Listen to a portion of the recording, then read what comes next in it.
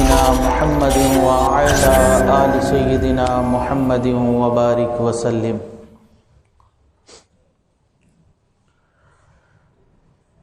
اللہ رب العزت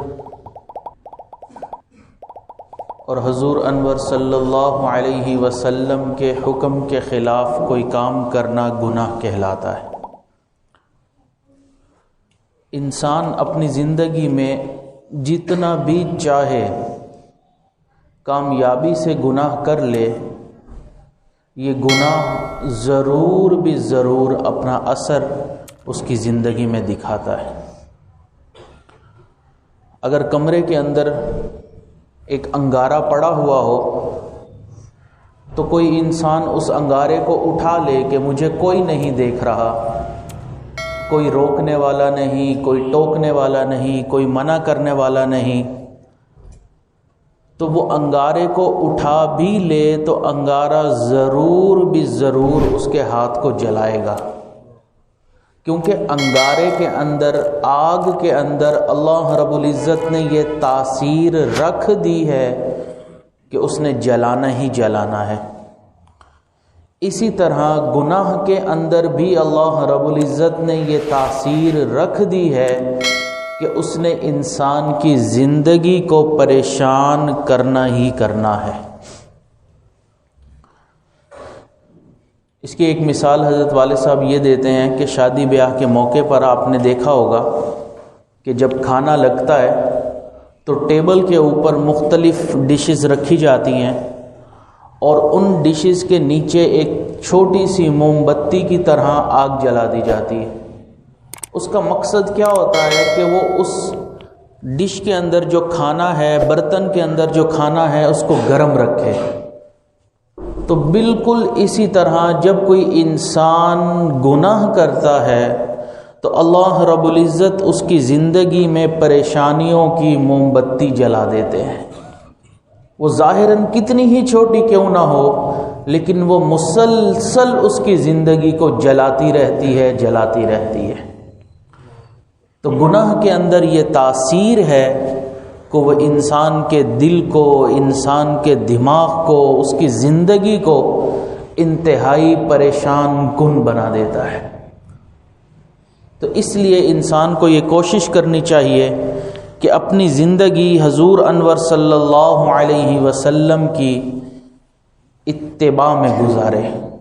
کوشش کرے کہ میری زندگی میں کوئی ایسا کام نہ ہو کہ جو گناہ کا کام ہو۔ گناہ کے اخروی جو قیامت والے دن معاملات ہوں گے گناہ کی وجہ سے، وہ تو اللہ جانے، لیکن گناہ کے کچھ ایسے اثرات ہیں جو ہم اس دنیا میں بھی دیکھ لیتے ہیں۔ مثال کے طور پر جو انسان گناہوں والی زندگی گزارتا ہے تو سب سے پہلا جو ایک گناہ کا اثر ہوتا ہے وہ یہ کہ اللہ رب العزت ایسے شخص کو علم نافع سے محروم فرما دیتے ہیں۔ معلومات اور علم، ان دونوں میں بہت فرق ہے۔ معلومات تو کافر کو بھی ہوتی ہیں، مومن کو بھی ہوتی ہیں۔ معلومات انسان جو بھی مطالعہ کرتا ہے اس کو مل جاتی ہیں، لیکن علم انہی کو نصیب ہوتا ہے جن انسانوں کی زندگی میں گناہ نہیں ہوتا۔ حضرت مفتی اعظم مفتی محمد شفیع عثمانی رحمۃ اللہ علیہ ایک مرتبہ لاہور تشریف لائے تو حضرت والد صاحب فرماتے ہیں کہ میں ان سے ملاقات کے لیے گیا، یونیورسٹی کا طالب علم تھا اس وقت۔ تو ایک مجلس میں ہم تشریف فرما ہوئے سب، تو حضرت نے، ہم اور طلباء بھی موجود تھے، ان سے یہ سوال کیا کہ علم کس کو کہتے ہیں؟ تو فرماتے ہیں کسی نے کوئی جواب دیا کہ علم ایک نور ہے، کسی نے کہا علم روشنی ہے، ہر کسی نے اپنی اپنے ذہن کے مطابق اور مطالعہ کے مطابق جواب دیا۔ حضرت ان سب کے جوابات سنتے رہے۔ پھر فرماتے ہیں کہ میں نے کہا کہ حضرت آپ ہی مجھے بتا دیجئے کہ علم کس کو کہتے ہیں؟ تو حضرت نے فرمایا علم وہ نور ہے جس کو حاصل کر لینے کے بعد اس کے اوپر عمل کیے بغیر چین نہیں آتا، یہ علم ہوتا ہے۔ جس علم کے اوپر انسان کا عمل نہیں وہ معلومات ہے۔ آپ اندازہ لگائیں کہ سب سے پہلے قرآن مجید کا انگلش میں ترجمہ ایک ایسے انسان نے کیا جو مسلمان بھی نہیں تھا۔ الگ بات ہے کہ قرآن مجید کا ترجمہ کرنے کے بعد قرآن مجید ایک اثر رکھتا ہے، بعد میں ایمان لے آیا، لیکن جب تک پورا ترجمہ نہیں کر لیا وہ بغیر ایمان کے تھا۔ کتنے ایسے لوگ ہیں کافر ہیں، مسلمان بھی نہیں، عربی دان ہیں، بڑی بڑی زبان جانتے ہیں، قرآن کا ترجمہ پوچھیں یہودی علماء ہوں گے لیکن آپ کو ترجمہ بتا دیں گے۔ یہ سب معلومات کی حد تک ہے، علم نہیں ہے۔ ہمیں بھی کتنا شریعت کا علم ہوتا ہے لیکن ہمارا عمل اس کے خلاف ہوتا ہے، جبکہ حضرات صحابہ کرام کے پاس علم نافع تھا۔ حضرات صحابہ کرام کے بارے میں آتا ہے کہ نبی علیہ الصلوۃ والسلام سے 10 آیات سیکھتے تھے اور پھر رک جایا کرتے تھے، جب تک ان 10 آیات پر عمل نہیں ہو جاتا تھا آگے نہیں سیکھتے تھے۔ پھر 10 آیات کرتے کرتے قرآن مجید مکمل کرتے تھے۔ جس دن ان کا قرآن مجید مکمل ہوتا تھا اس دن ان کا قرآن مجید کے اوپر عمل بھی مکمل ہو جایا کرتا تھا۔ آج ہم قرآن مجید پڑھتے ہیں، احادیث مبارکہ پڑھتے ہیں، ہمیں پتہ ہوتا ہے کہ بد نگاہی بری چیز ہے، غیر محرم کو دیکھنا برا ہے، لیکن ہم پھر بھی دیکھ رہے ہوتے ہیں۔ علم کے اوپر عمل تو نہ ہوا تو وہ معلومات کہلاتی ہیں۔ ہمیں پتہ ہے کہ انسان غیر محرم کو دیکھے، چاہے لائیو ہو، حقیقی ہو یا اسکرین پر ہو، دونوں حرام ہیں، ہم پھر بھی بد نگاہی کر رہے ہوتے ہیں۔ رشوت لینا حرام ہے، سود کھانا حرام ہے، ہم پھر بھی یہ سارے معاملات کر رہے ہوتے ہیں۔ تو یہ معلومات کہلاتی ہیں، یہ علم نہیں کہلاتا۔ اور ایسے لوگوں کے بارے میں اللہ تعالیٰ قرآن مجید میں کیا فرماتے ہیں؟ کمثل الحمار يحمل اسفارا۔ بے عمل علماء، وہ لوگ جن کے پاس علم تو ہے، معلومات تو ہیں لیکن عمل نہیں، اللہ فرماتے ہیں کہ ان کی مثال گدھے کی طرح ہے جس کے اوپر بوجھ لاد دیا گیا۔ تو بالکل یہی مثال ہے، ہم اپنے کندھوں پر بوجھ لے کر دنیا میں زندگی گزار رہے ہیں۔ ہم سے کوئی بحث کر کے تو دیکھے، ایک سے ایک فتویٰ دیں گے جیسے ہم سے زیادہ جاننے والا کوئی نہیں، لیکن عمل کی زندگی میں ہم بالکل زیرو ہوتے ہیں۔ تو اس لیے ضرورت اس بات کی ہے کہ ہم اپنی عملی زندگی کو بنائیں، نہ کہ ایسا ہو کہ ہم گناہوں والی زندگی کو اپناتے گھومیں۔ آگے بچوں کو بھی سمجھا رہے ہوتے ہیں کہ ہم تو اس بری لت میں آ گئے، آپ اس چیز میں مت پڑنا، صحت بھی برباد ہوگی، پیسہ بھی برباد ہوگا، زندگی بھی خراب ہوگی۔ لیکن اس کے بعد ان کے ایسی ایک طلب اٹھتی ہے کہ وہ اس کے بغیر رہ نہیں سکتے۔ اب علم تو ہے ان کے پاس، معلومات تو ہیں، لیکن عمل نہیں ہے۔ تو اس لیے گناہوں کی وجہ سے انسان کو علم نافع سے محروم کر دیا جاتا ہے۔ لفاظی بہت ہوتی ہے، آپ ان کی محفل میں بیٹھے ایسے دقیق مسائل اور نکات آپ کے سامنے بیان کریں گے کہ انسان حیران ہوگا کہ یہ کہاں سے نکتہ بیان فرمایا ہے، لیکن عملی زندگی میں کوئی چیز نظر نہیں آئے گی آپ کو۔ علم کے اندر جو عمق ہوتا ہے، گہرائی ہوتی ہے، وہ ان کی زندگی میں نہیں ہوتا۔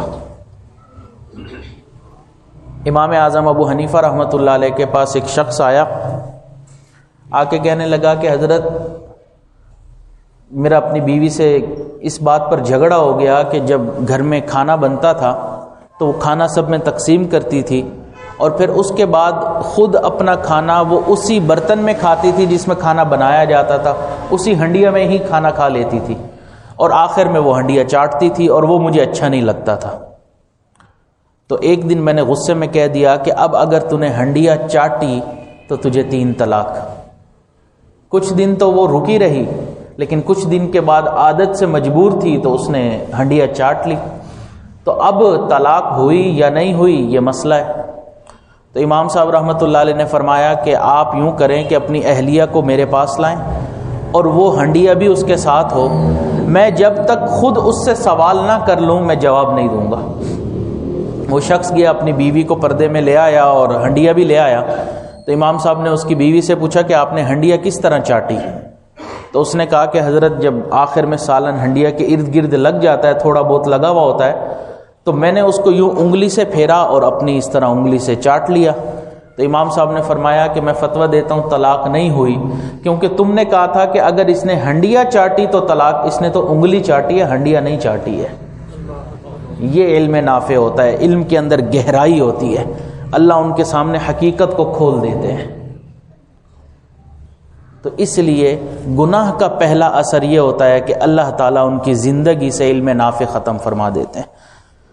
امام شافعی رحمۃ اللہ علیہ فرماتے ہیں، میں نے اپنے استاد امام وکیع رحمۃ اللہ علیہ کو ایک درخواست کی کہ حضرت میں طالب علم ہوں تو میرا حافظہ کمزور ہے، تو آپ کوئی وظیفہ بتا دیجئے، دعا کر دیجئے۔ تو اس کے بعد امام وکیع رحمۃ اللہ علیہ جو ان کے استاد نے جو ان کو وظیفہ دیا یا دعا دی، اس کو امام شافعی رحمۃ اللہ علیہ نے اشعار کی صورت میں ڈھال دیا۔ فرماتے ہیں کہ شکوت الی وکیع سوء حفظی، میں نے اپنے استاد امام وکیع کو اپنے سوء حافظہ میں کوتاہی کی شکایت کی، فارشدنی الی ترک المعاصی، تو انہوں نے مجھے یہ نصیحت کی کہ تم گناہوں سے اپنے آپ کو بچا لو، وَأَخْبَرَنِي بِأَنَّ الْعِلْمَ نُورًا، اس لیے کہ یہ علم اللہ کا ایک نور ہے، وَنُورُ اللَّهِ لَا يُعْطَى لِعَاصِي، اور اللہ کا نور کسی گنہگار کو نہیں دیا جاتا۔ تو انسان اپنے آپ کو گناہوں سے بچا لے، پھر علم کا نور اللہ رب العزت اس کے سینے میں عطا فرمائیں گے۔ تو یہ گناہوں کا ایک اثر انسان اپنی زندگی میں دیکھ سکتا ہے۔ گناہ کا دوسرا اثر کہ گناہوں کی وجہ سے اللہ رب العزت اس انسان کے اوپر رزق کو تنگ فرما دیتے ہیں، رزق کی تنگی ہو جاتی ہے۔ اللہ قرآن مجید میں ارشاد فرماتے ہیں وَمَنْ أَعْرَضَ عَنْ ذِكْرِي فَإِنَّ لَهُ مَعِيشَةً ضَنْكًا وَنَحْشُرُهُ يَوْمَ الْقِيَامَةِ أَعْمَى، اور پھر انہوں نے ہمارے ذکر سے اعراض کیا، منہ پھیر لیا، اور ہم نے ان کے اوپر معیشت کو، رزق کو تنگ کر دیا۔ تو گناہوں کا یہ اثر ہوتا ہے کہ ان کے رزق میں تنگی ہو جاتی ہے، برکت ختم کر دی جاتی ہے، بے برکتی ہوتی ہے۔ گھر کے جتنے افراد ہوتے ہیں سب کے سب کمانے والے ہوتے ہیں، پھر بھی پورا نہیں ہو رہا ہوتا۔ اور جہاں برکت رکھ دی جاتی ہے، کنبا بڑا بھی ہوتا ہے، ایک کمانے والا ہوتا ہے، سب کے اندر پورا ہو رہا ہوتا ہے، سب خوشی والی زندگی گزار رہے ہوتے ہیں۔ ایک صحابی ایک مرتبہ کسی ضرورت کے تحت قضاء حاجت کے لیے تھوڑا باہر کی طرف گئے، تو وہاں پر انہوں نے دیکھا کہ جس جگہ وہ بیٹھے ہیں تو ان کے سامنے ایک سوراخ ہے، اور اس سوراخ میں سے ایک چوہا باہر نکلا، اور اس کے منہ میں ایک بہت چمکتا ہوا درہم و دینار ہے، اور اس نے وہ ان کے سامنے لا کے رکھا، پھر بل میں چلا گیا، پھر باہر آیا تو ایک دینار یا درہم تھا وہ رکھا، تو اس طرح کرتے کرتے 18-20 جو ہیں وہ درہم ان کے سامنے رکھ دیے۔ وہ چوہا بل میں جاتا، درہم لے کر باہر آتا، پھر بل میں جاتا، پھر باہر آتا۔ تو وہ صحابی جب فارغ ہوئے تو انہوں نے وہ سارے درہم و دینار اکٹھے کیے۔ صحابہ کرام کی ایک بہت خوبصورت عادت تھی کہ جب بھی کوئی نیا معاملہ پیش آتا تو نبی علیہ الصلوۃ والسلام کی خدمت میں پیش ہوتے تھے۔ تو نبی علیہ الصلوۃ والسلام کی خدمت میں آئے، اے اللہ کے محبوب میرے ساتھ یہ معاملہ ہوا ہے اور یہ اس طرح مجھے درہم ملے ہیں، ان کا میں کیا کروں؟ تو نبی علیہ الصلوۃ والسلام نے فرمایا یہ آپ کا رزق ہے جو اللہ تعالیٰ نے آپ کو پہنچا دیا ہے۔ ایک وقت تھا کہ زندگی گناہوں سے پاک تھی، اللہ تعالیٰ ان کو بلوں سے رزق دیا کرتے تھے۔ آج ہمارا جتنا کمایا ہوتا ہے وہ سب کا سب بلوں میں لگ جایا کرتا ہے، یہ بجلی کا بل، یہ گیس کا بل، یہ فلاں کا بل، یہ فلاں کا بل، سارا کچھ بل میں لگ جاتا ہے۔ بیرون ممالک میں تو یہ کہا جاتا ہے کہ انسان 18 سے 19 دن تو کماتا ہے صرف بلوں کو پورا کرنے کے لیے، باقی 10 دن میں جو کماتا ہے وہ ہوتا ہے جس میں وہ اپنی ضروریات زندگی کو پورا کرتا ہے۔ تو انسان کی زندگی سے، رزق سے برکت کو ختم کر لیا جاتا ہے، اور پھر جب اس کے رزق میں تنگی آتی ہے، برکت ختم ہوتی ہے، پھر انسان پریشان ہوتا ہے، اور اس پریشانی میں پھر اس کو عاملین نظر آتے ہیں۔ کاملین تو نظر نہیں آتے، عاملین نظر آتے ہیں، کیونکہ کاملین کہتے ہیں گناہوں سے بچو، وہ بچنا مشکل کام ہے۔ عاملین کہتے ہیں تو ہم آپ کا کام پورا کر دیں گے، اور وہ بھی پھر ماشاءاللہ ایسے زبردست قسم کے آدمی ہوتے ہیں کہ تھوڑا بہت معلومات لے کے پہچان جاتے ہیں کہ اس کا گھر کے اندر ٹاکرا کس کے ساتھ ہے، فوراً بتا دیتے ہیں کہ اچھا پھوپھو نے کچھ کیا ہوگا، تبھی تو تمہارا رزق میں یہ مسئلہ آیا ہوا ہے، تبھی تو تمہارا کاروبار نہیں چل رہا، تبھی تو تمہاری دکان نہیں چل رہی۔ بس جن رشتوں کو خدا نے اور ان کے نبی نے جوڑنے کا حکم دیا، یہ ان کے اندر لڑائیاں ڈلوا دیتے ہیں، پھر خالہ کے گھر پھوپھو کے گھر آنا جانا بند۔ لہٰذا پھوپھو نے کچھ کر دیا، فلاں نے کچھ کر دیا، کسی نے کچھ نہیں کیا، ہم نے خود ہی اپنے رزق کو تنگ کیا ہوتا ہے۔ یہ سب ہمارے ہاتھوں کی کمائی ہوتی ہے، ہمارا دھیان اس طرف نہیں جاتا، لیکن یہ ہم فوراً مان لیتے ہیں کہ کسی نے کچھ کیا ہے۔ اللہ تعالیٰ قرآن مجید میں ارشاد فرماتے ہیں وَفِي السَّمَاءِ رِزْقُكُمْ، تمہارا رزق آسمانوں میں ہے۔ تو کس انسان کی پہنچ ہے کہ وہ آسمانوں میں جا کر کسی کا رزق بند کر دے؟ موت بھی انسان کو ڈھونڈتی ہے، رزق بھی انسان کو ڈھونڈتا ہے۔ یہ الگ بات ہے کہ رزق پہلے پہنچتا ہے اور موت بعد میں پہنچتی ہے۔ تو اس لیے ان ذہنی فطور جو ذہنوں میں ڈالا جاتا ہے کہ کسی نے کچھ کر دیا، انسان ان سے باہر نکلے اور اللہ سے مانگے کہ اللہ آپ نے ہمیں رزق دینا ہے، ہم گناہوں سے توبہ کرتے ہیں۔ تو گناہوں کے بغیر انسان زندگی گزارے، پاکیزہ زندگی گزارے۔ جب ہم کہتے ہیں نا کہ فلاں نے میرا رزق بند کر دیا، اور اللہ تعالیٰ قرآن مجید میں تو ہمیں وعدہ فرما رہے ہیں کہ میں بہترین رزق دینے والا ہوں، واللہ خیر الرازقین وما من دابۃ فی الارض الا علی اللہ رزقها، زمین میں جتنے بھی جی ہیں، جاندار ہیں، سب کا رزق اللہ کے ذمے ہے۔ اب اللہ رزق دینا چاہے اور ہم یہ عقیدہ رکھ لیں کہ کسی نے میرا رزق بند کر لیا، تو ہم کیا کہنا چاہتے ہیں کہ اللہ دینا چاہتا ہے لیکن اس کے بند کرنے کی وجہ سے ہمیں نہیں دے پا رہا، یہی مطلب نکلے گا نا۔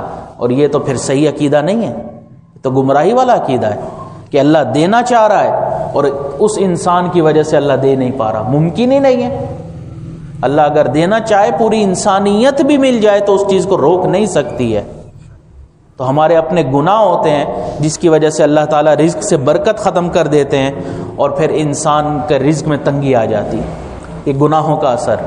گناہ کا ایک تیسرا اثر کہ انسان اللہ رب العزت سے دور ہو جاتا ہے، پھر اس کے اللہ والوں کی محفل میں آنا اچھا نہیں لگتا، علماء کے پاس بیٹھنا اچھا نہیں لگتا، مسجد میں اس کا دل نہیں لگتا۔ نبی علیہ الصلوۃ والسلام نے فرمایا کہ مومن کی مثال مچھلی کی طرح ہے، جس طرح بغیر پانی کے وہ تڑپتی ہے، اس کا دل نہیں لگتا، اسی طرح مومن کا دل بھی مسجد میں لگتا ہے، فوراً مسجد کی طرف آتا ہے۔ لیکن گناہوں کی وجہ سے پھر وہ نہ مسجد میں آتا ہے، نہ اس کا نمازوں میں دل لگتا ہے، نہ اللہ والوں کی صحبت میں اس کا دل لگتا ہے۔ بس اس کو یہ ہوتا ہے کہ میں ان لوگوں سے دور رہوں، ایک وحشت سی اس کو محسوس ہونے لگ جاتی ہے۔ یہ گناہوں کا اثرات ہوتا ہے کہ انسان اللہ سے اور اللہ والوں سے دور ہو جاتا ہے۔ گناہوں کا ایک اثر یہ ہوتا ہے کہ انسان کے بنتے کام بگڑ جاتے ہیں۔ زندگی میں کتنی مرتبہ آپ نے یہ تجربہ کیا ہوگا یا کسی سے یہ سنا ہوگا کہ بس کام ہوتے ہوتے رہ گیا۔ یہ جو بنتے بنتے کام بگڑ جاتے ہیں، کوئی نہ کوئی گناہ ہوتا ہے جو اس کے اندر رکاوٹ ڈال رہا ہوتا ہے اور ہمارا دھیان نہیں جاتا۔ ہم دنیاوی معاملات کو دیکھ رہے ہوتے ہیں کہ فلاں بندے نے رکاوٹ ڈال دی۔ وہ بندہ رکاوٹ کیسے ڈال سکتا ہے جب تک اللہ نہ چاہیں؟ تو اس گناہ کی وجہ سے اللہ اس بندے کو سامنے کھڑا کر دیتے ہیں، وہ پھر رکاوٹیں ڈالتا ہے۔ اللہ والوں کے کام کیوں سموتھلی چل رہے ہوتے ہیں زندگی کے اندر؟ اگر کوئی رکاوٹ بھی آتی ہے وہ فوراً اللہ کی طرف رجوع کرتے ہیں، ان کے کام ہو جاتے ہیں، اور ہمارے ساری زندگی کام اٹکے رہتے ہیں، سالوں اٹکے رہتے ہیں، کنٹینرز پھنس جاتے ہیں انسانوں کے، بزنس مینوں کی ڈیلنگز رک جاتی ہیں، بنتے کام انسانوں کے رک جاتے ہیں۔ کہنے والے شاعر نے کہا کہ خزاں کی فصل کیا ہے، فقط ان کی چشم پوشی، وہ اگر نگاہ کر دیں تو ابھی بہار آ جائے۔ تو اللہ تعالیٰ نگاہ فرما دیں تو یہ سارے کام ہو جائیں، لیکن ہمارا دھیان ہی نہیں جاتا۔ تو جس دن ہم نے غور کرنا شروع کر دیا تو ہم اس نتیجے پر پہنچیں گے کہ ہم الزام ان کو دیتے تھے، قصور اپنا نکل آیا۔ تو بنتے کام بگڑ جاتے ہیں، یہ گناہوں کا اثر ہوتا ہے۔ اور گناہوں کا ایک اثر یہ ہوتا ہے کہ انسان لذت قلبی سے محروم ہو جاتا ہے۔ ایک حلاوت، مٹھاس جو انسان کو عبادت کے اندر محسوس ہوتی ہے وہ ختم ہو جاتی ہے۔ پھر انسان کو رونا بھی نہیں آتا۔ کتنے لوگ ہیں جو آ کر کہتے ہیں کہ ہمیں حیرانگی ہوتی ہے کہ لوگ کیسے رو لیتے ہیں، دعا ہوتی ہے وہ رو پڑتے ہیں، نماز میں کھڑے ہوتے ہیں، قرآن مجید کی کوئی ایسی تلاوت امام صاحب تلاوت کرتے ہیں کہ ہمیں رونا آ جاتا ہے، قرآن سن کے رو رہے ہوتے ہیں، ہمیں رونا نہیں آتا۔ کیوں نہیں رونا آتا؟ کسی نہ کسی گناہ کا اثر ہوتا ہے۔ کتابوں میں ایک واقعہ لکھا ہے کہ ایک عالم تھے، عابد بھی تھے، راتوں کو اٹھ کر عبادت کرتے تھے، وہ کسی گناہ میں ملوث ہو گئے۔ سالوں زندگی اسی طرح گزرتی رہی۔ تو ایک دن انہوں نے بیٹھے بیٹھے اللہ تعالیٰ سے یہ دعا کی کہ اے اللہ، آپ کتنے رحیم اور کریم ہیں، میں زندگی میں اس گناہ میں ملوث ہوا لیکن آپ نے اپنی رحمتوں کو میرے اوپر جاری رکھا، نعمتیں اسی طرح برقرار رکھیں، آپ کتنے رحیم ہیں۔ تو اللہ تعالیٰ نے دل میں بات ڈالی، میرے بندے میں نے تمہیں سزا دی ہے لیکن تمہیں پتہ نہیں چلا۔ انہوں نے کہا اللہ کوئی ایسی چیز مجھے نظر تو نہیں آ رہی ہے۔ اللہ نے دل میں بات ڈالی، میرے بندے غور کرو، جس دن سے تم اس گناہ میں ملوث ہوئے ہو، تہجد کے وقت میں تم جو رو رو کر میرے سے دعائیں مانگتے تھے وہ رونا میں نے تم سے چھین لیا ہے۔ اب تم بغیر روئے دعائیں مانگتے ہو۔ آپ اندازہ لگائیں۔ اور ہم اس کو سمجھتے ہی نہیں ہیں کہ یہ اللہ کی کتنی بڑی نعمت ہے۔ یہ راز و نیاز کی جو گفتگو ہوتی ہے اللہ رب العزت سے، کتنی بڑی نعمت ہے۔ تو لذت قلبی سے انسان کو محروم کر دیا جاتا ہے۔ پھر انسان کو رونا نہیں آتا، پھر نماز میں کھڑا ہوتا ہے، دنیا جہان کے خیالات آتے ہیں، بس ایک نماز کی طرف ہی اس کا دھیان نہیں لگتا ہے۔ جبکہ اللہ کے محبوب فرماتے ہیں ان تعبد اللہ کأنک تراہ فإن لم تکن تراہ فإنہ یراک، تم ایسے نماز پڑھو کہ جیسے اللہ کو دیکھ رہے ہو۔ اگر ایسے نہیں پڑھ سکتے تو پھر ایسے نماز پڑھو جیسے اللہ تمہیں دیکھ رہا ہے۔ اور ہم ان دونوں کیفیات سے عاری ہوتے ہیں، یہ گناہوں کے اثرات ہوتے ہیں۔ تو اس لیے گناہ سے انسان کو بچنا چاہیے۔ اور گناہ کا ایک اثر جو دنیا میں ہی ہم دیکھتے ہیں وہ یہ ہے کہ انسان اطاعت سے محروم کر دیا جاتا ہے۔